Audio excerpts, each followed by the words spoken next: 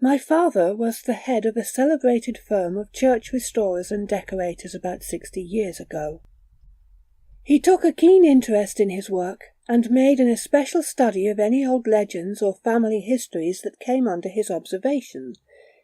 He was necessarily very well read and thoroughly well posted in all questions of folklore and medieval legend. As he kept a careful record of every case he investigated, the manuscripts he left at his death have a special interest.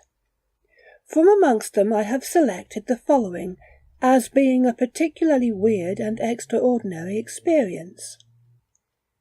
In presenting it to the public, I feel it is superfluous to apologize for its supernatural character. My father's diary. 1841. June 17th.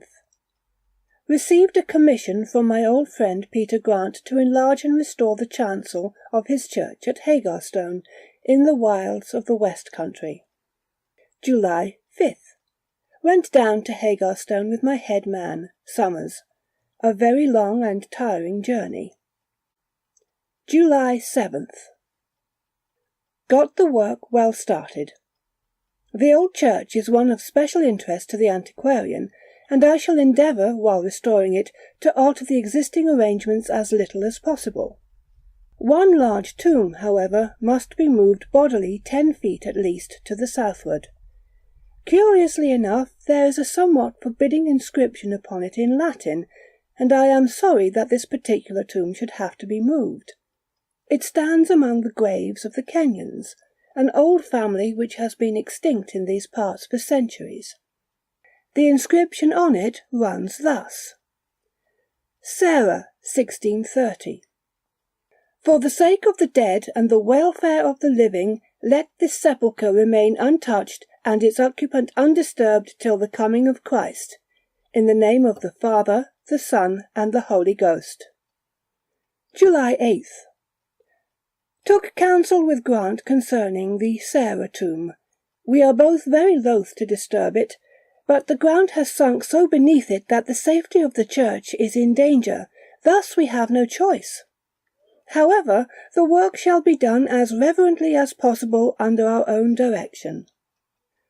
Grant says there is a legend in the neighbourhood that it is the tomb of the last of the Kenyans, the evil Countess Sarah, who was murdered in 1630. She lived quite alone in the old castle, whose ruins still stand 3 miles from here on the road to Bristol. Her reputation was an evil one, even for those days. She was a witch, or werewoman, the only companion of her solitude being a familiar in the shape of a huge Asiatic wolf.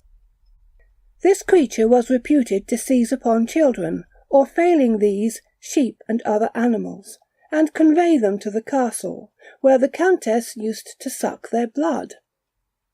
It was popularly supposed that she could never be killed. This, however, proved a fallacy, since she was strangled one day by a mad peasant woman who had lost 2 children, she declaring that they had both been seized and carried off by the Countess's familiar. This is a very interesting story, since it points to a local superstition very similar to that of the vampire, existing in Slavonic and Hungarian Europe. The tomb is built of black marble, surmounted by an enormous slab of the same material. On the slab is a magnificent group of figures. A young and handsome woman reclines upon a couch. Round her neck is a piece of rope, the end of which she holds in her hand. At her side is a gigantic dog with bared fangs and lolling tongue. The face of the reclining figure is a cruel one. The corners of the mouth are curiously lifted, showing the sharp points of long canine or dog teeth.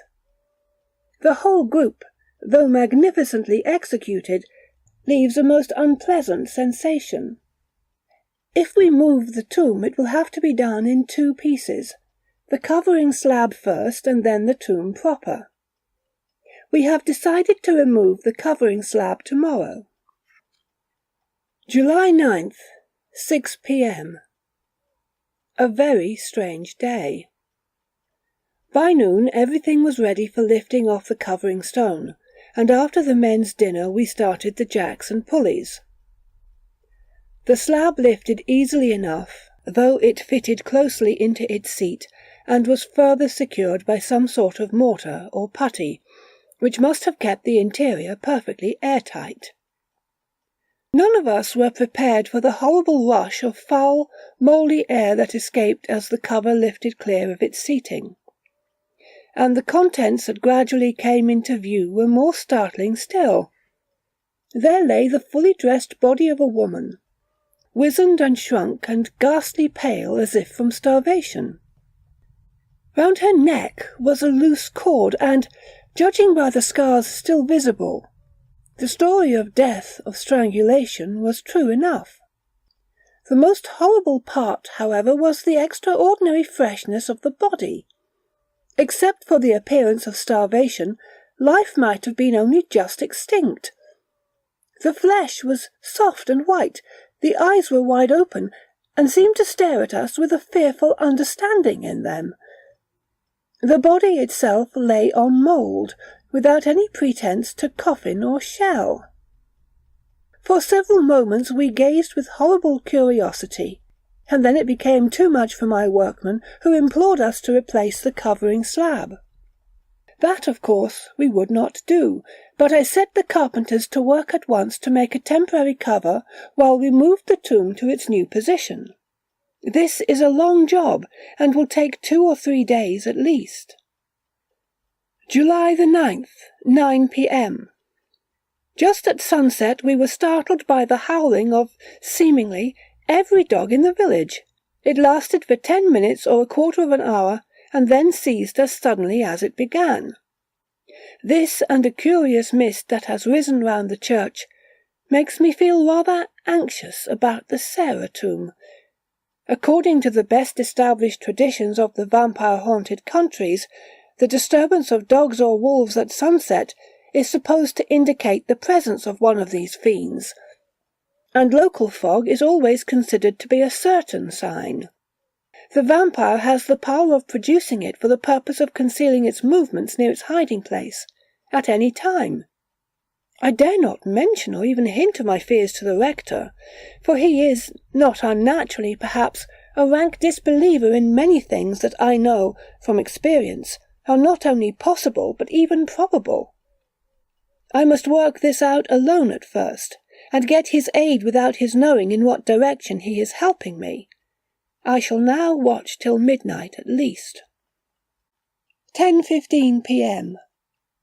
As I feared and half expected. Just before 10 there was another outburst of the hideous howling. It was commenced most distinctly by a particularly horrible and blood-curdling wail from the vicinity of the churchyard.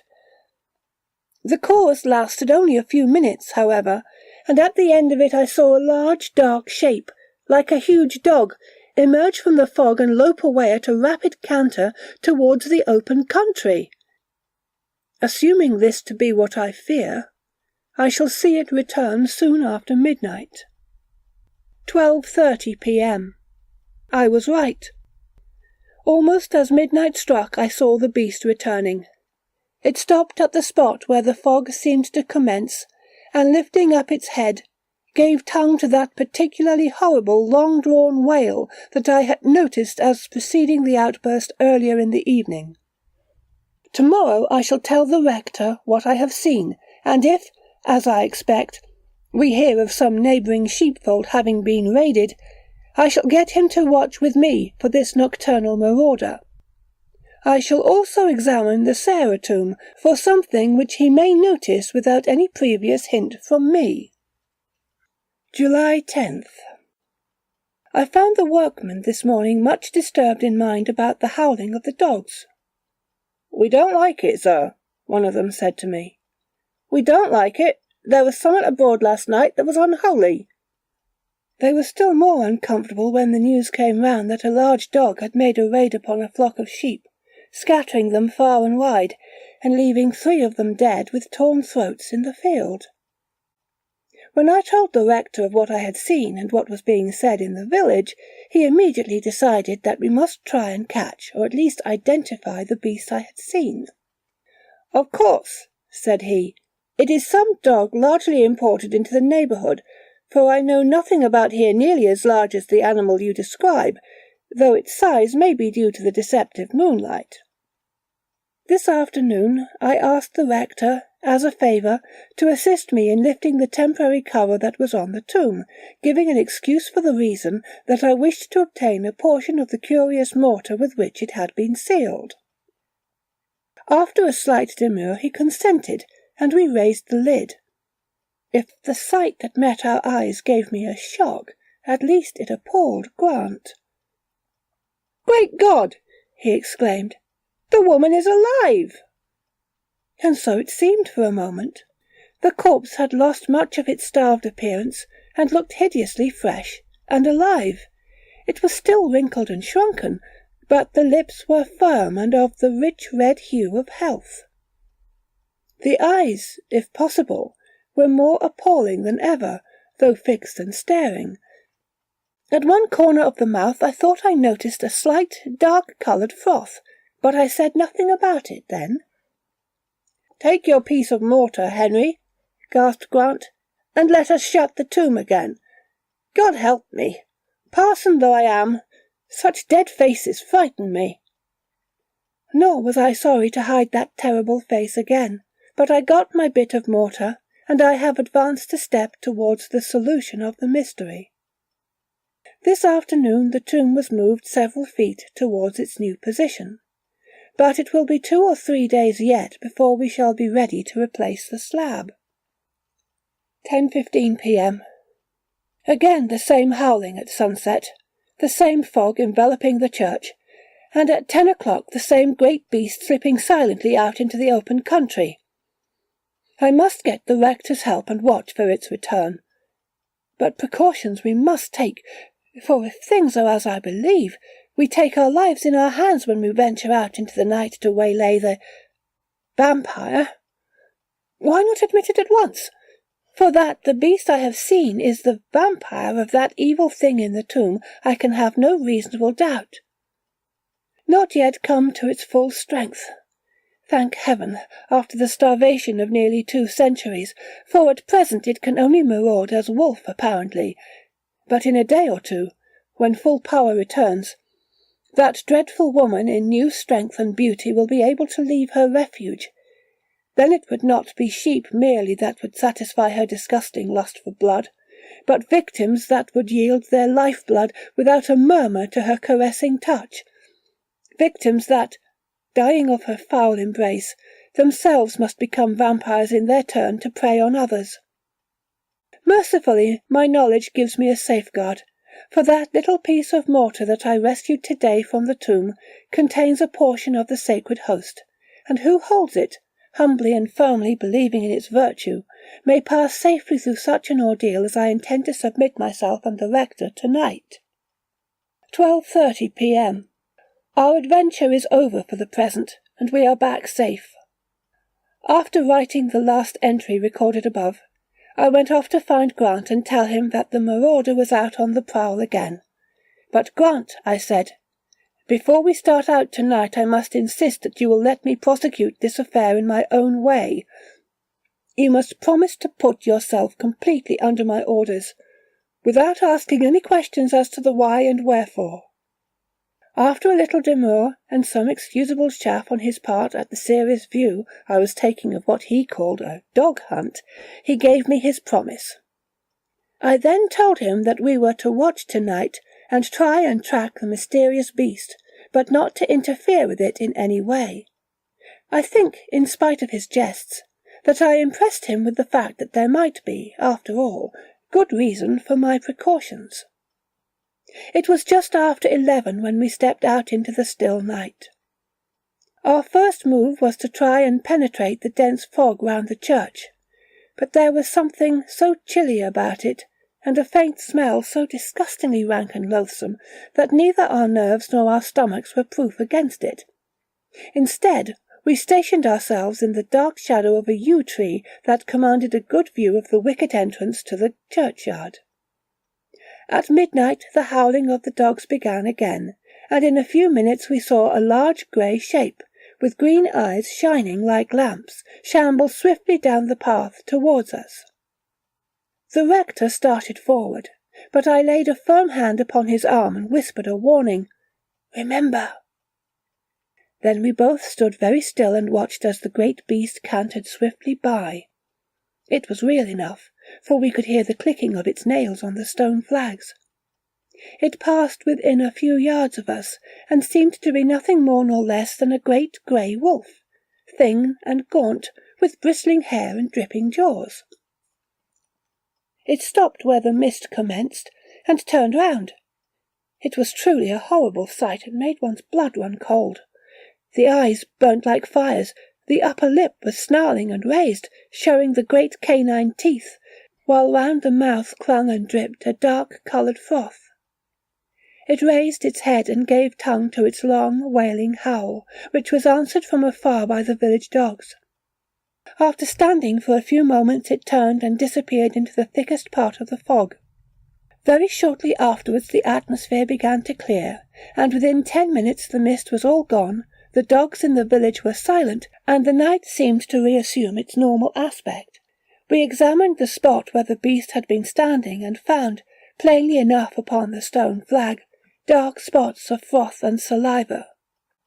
"Well, Rector," I said, "will you admit now, in view of the things you have seen today, in consideration of the legend, the woman in the tomb, the fog, the howling dogs, and last but not least, the mysterious beast you have seen so close, that there is something not quite normal in it all? Will you put yourself unreservedly in my hands and help me, whatever I may do, to first make assurance doubly sure, and finally take the necessary steps for putting an end to this horror of the night?" I saw that the uncanny influence of the night was strong upon him, and wished to impress it as much as possible. "Needs must," he replied, "when the devil drives, and in the face of what I have seen I must believe that some unholy forces are at work. Yet, how can they work in the sacred precincts of a church? Shall we not call rather upon heaven to assist us in our need?" "Grant," I said solemnly, "that we must do, each in his own way.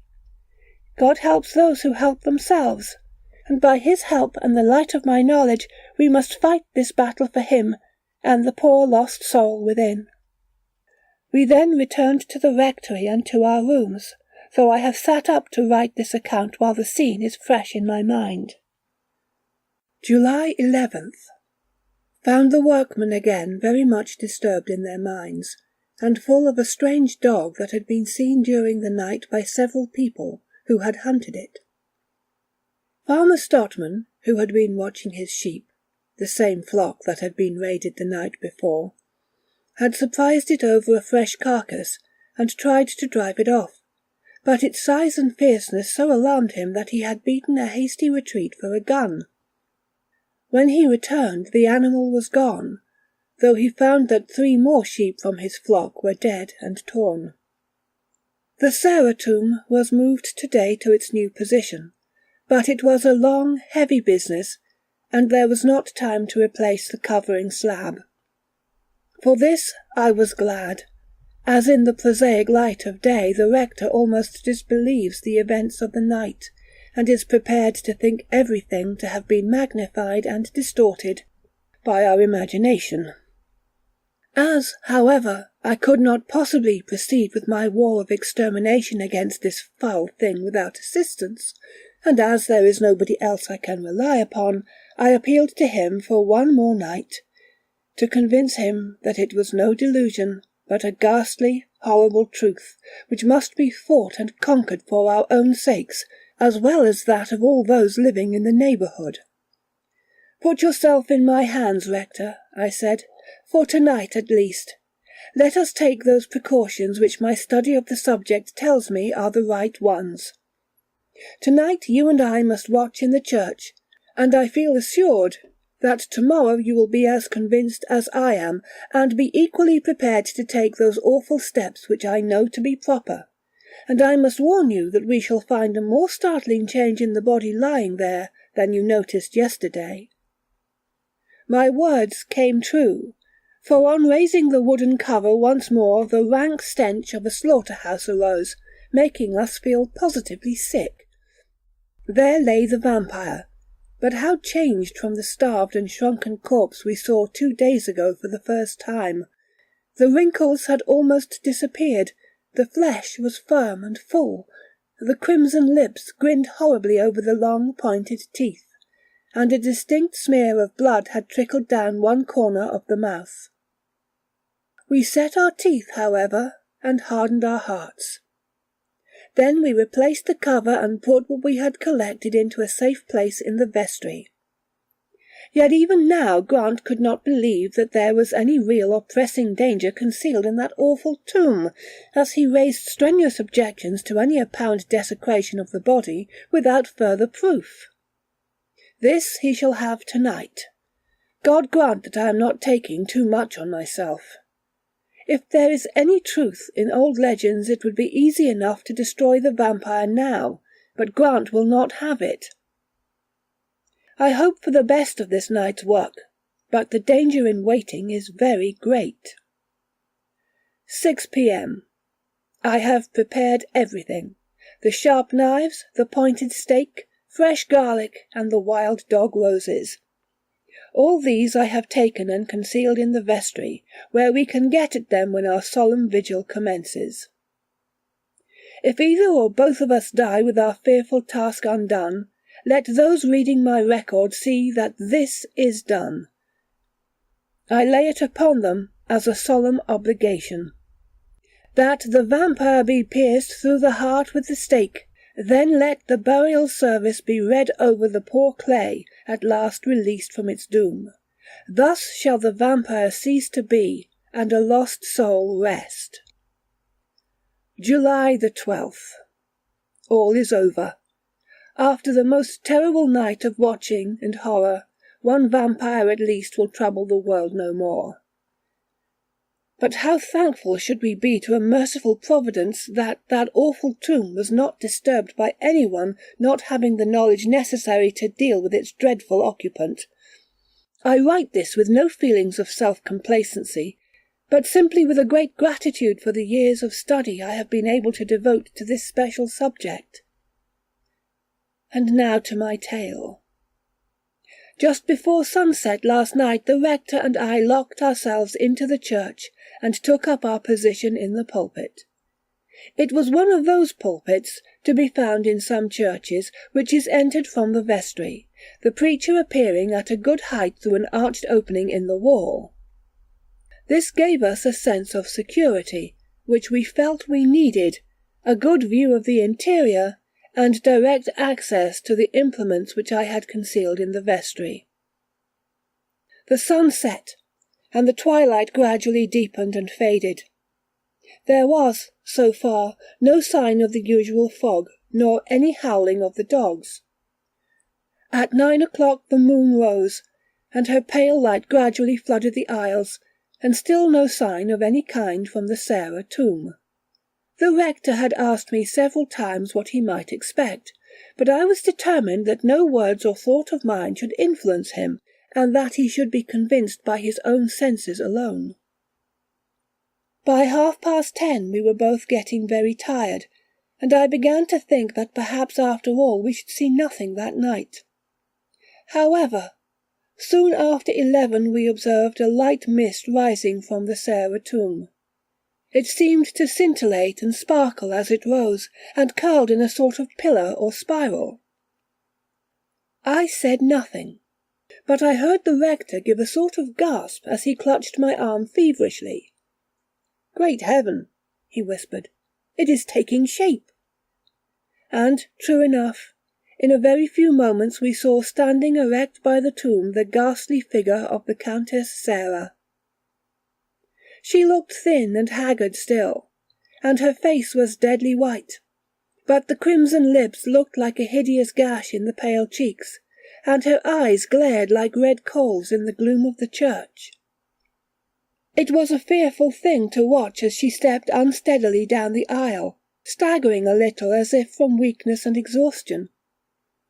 This was perhaps natural, as her body must have suffered much physically from her long incarceration, in spite of the unholy forces which kept it fresh and well. We watched her to the door, and wondered what would happen, but it appeared to present no difficulty, for she melted through it and disappeared. "Now, Grant," I said, "do you believe?" "Yes," he replied, "I must. Everything is in your hands, and I will obey your commands to the letter, if you can only instruct me how to rid my poor people of this unnameable terror." "By God's help I will," said I, "but you shall be yet more convinced first, for we have a terrible work to do, and much to answer for in the future, before we leave the church again this morning. And now to work, for in its present weak state the vampire will not wander far, but may return at any time, and must not find us unprepared." We stepped down from the pulpit, and, taking dog roses and garlic from the vestry, proceeded to the tomb. I arrived first, and, throwing off the wooden cover, cried, "Look, it is empty!" There was nothing there, nothing except for the impress of the body in the loose, damp mould. I took the flowers and laid them in a circle round the tomb, for legend teaches us that vampires will not pass over these particular blossoms if they can avoid it. Then, 8 or 10 feet away, I made a circle on the stone pavement, large enough for the rector and myself to stand in, and within the circle I placed the implements that I had brought into the church with me. "Now," I said, "from this circle, which nothing unholy can step across, you shall see the vampire face to face, and see her afraid to cross that other circle of garlic and dog roses to regain her unholy refuge. But on no account step beyond the holy place you stand in, for the vampire has a fearful strength not her own, and, like a snake, can draw her victim willingly to his own destruction." Now, so far my work was done, and, calling the rector, we stepped into the holy circle to await the vampire's return. Nor was this long delayed.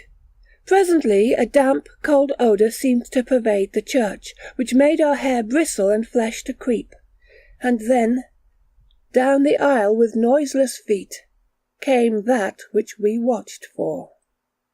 I heard the rector mutter a prayer, and I held him tightly by the arm, for he was shivering violently.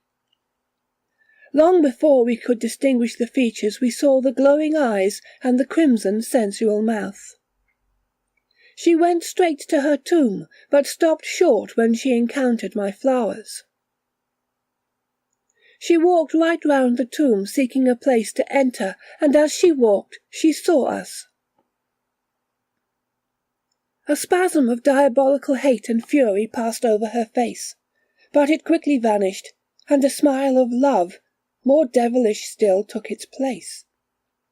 She stretched out her arms towards us. Then we saw that round her mouth gathered a bloody froth, and from under her lips long pointed teeth gleamed and champed. She spoke, a soft soothing voice, a voice that carried a spell with it, and affected us both strangely, particularly the rector. I wished to test as far as possible, without endangering our lives, the vampire's power. Her voice had a soporific effect, which I resisted easily enough, but which seemed to throw the rector into a sort of trance. More than this, it seemed to compel him to her, in spite of his efforts to resist. "Come," she said, "come. I give sleep and peace, sleep and peace, sleep and peace."